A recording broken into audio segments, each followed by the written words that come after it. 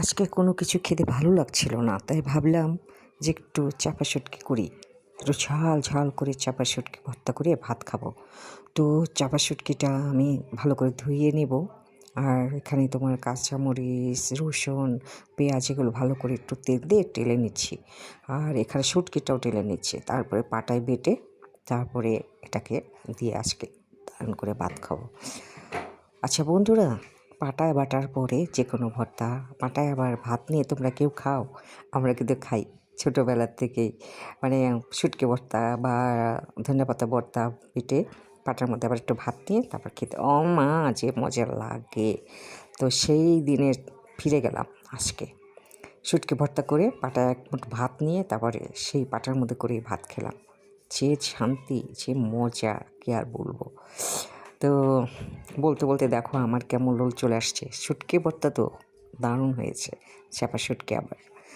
তো পাটায় বেটে নিচ্ছি কিন্তু আমি, তাই না? দেখে নাও। সবসময় একই রকম খাবার ভালো লাগে না, মাছ মাংস সবজি ভালো লাগে না, মাঝে মধ্যে তোমার রুচি চেঞ্জ করতে হয়। তাই আমি আজকে শুটকি ভর্তা করলাম আর তোমাদের সাথেও শেয়ার করলাম।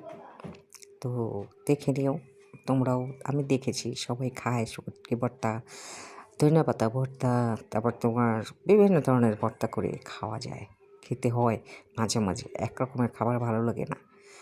তো দেখো আমার শুটকি ভর্তাটা হয়ে গিয়েছে, আমি এখন তুলে নিচ্ছি। তারপরে এখানে আমি এক মুঠ ভাত নিয়ে তারপর মাখিয়ে তারপর খাবো। কী যে মজা পাটায় ভাত খাওয়া।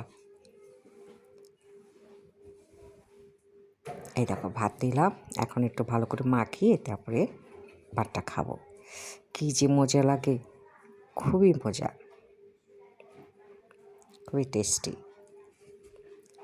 অনেক বছর পরে আমি এটা করছি। ভালো লাগে লাইক কমেন্ট শেয়ার করি, পাশে থেকে।